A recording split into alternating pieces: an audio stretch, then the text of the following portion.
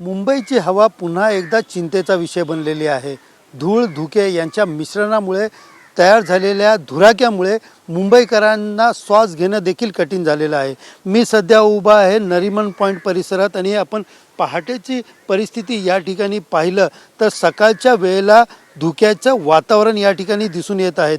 एकंदरीत पाहिलं गेलं तर या ठिकाणी माझ्या पाठी आपण पाहू शकता धूळ आणि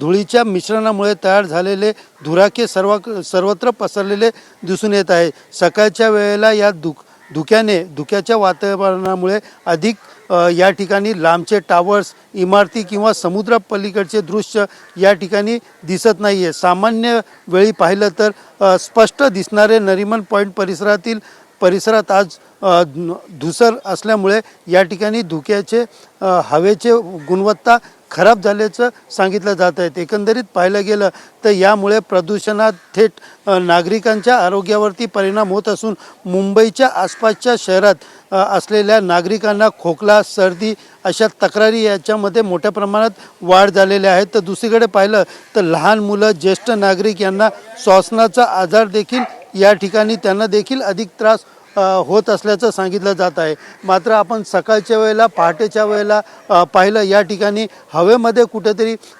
थंडवा निर्माण झाल्याने या ठिकाणी मॉर्निंग वॉकला येणाऱ्या मुंबईकरांची संख्या या ठिकाणी नरिमन पॉइंट परिसरामध्ये मोठ्या प्रमाणात दिसून येत आहेत। एकंदरीत पाहिलं गेलं तर मुंबई महानगरपालिका यांच्याकडनं कुठेतरी प्रदूषणावरती नियंत्रण आणावे यासाठी अनेक उपाययोजना केले जात आहेत। मात्र तरी देखील या ठिकाणी धूळ व त्याचबरोबर धूर या सगळ्यांचं मिश्रण यामुळे कुठेतरी मुंबईकरांच्या आरोग्याचा प्रश्न हा ऐरणीवरती आलेला आहे आणि यावर काहीतरी कठोर उपाय करावा आणि प्रदूषण जे आहे ते नियंत्रणात आणावं अशा प्रकारची मागणी आता मुंबईकरांकडून केली जात आहे। कॅमेरा पर्सन अमित शिगवणसह सुनील जाधव TV9 मराठी मुंबई।